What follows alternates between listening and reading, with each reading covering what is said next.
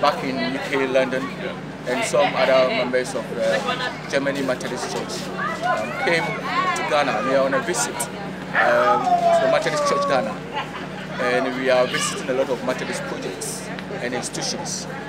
One of such projects is Methodist Rafiki Village, which is located in the central region somewhere in Winnipeg.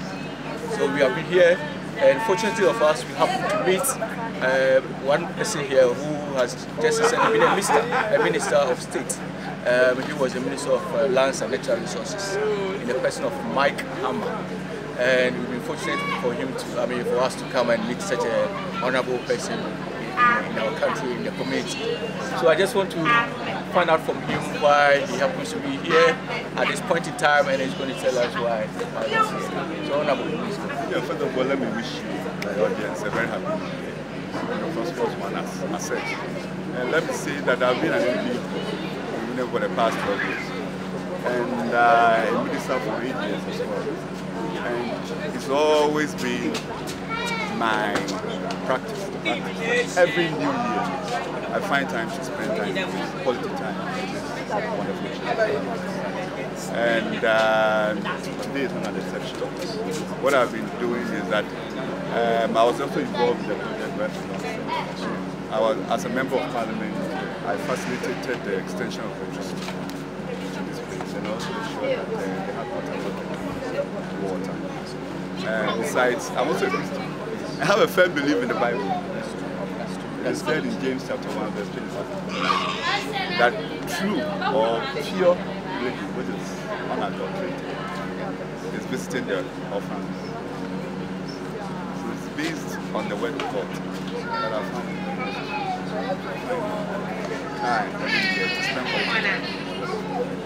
So that's the more reason why. Thank you very much. And you have been here, you've been part of it. You see the help that is required here.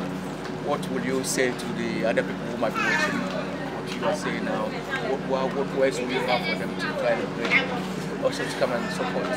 I think that this wonderful church needs a lot of support. I do recall that in the Bible, when the Israelites were moving, when God was asked them to relocate to the promised land, God gave them some laws.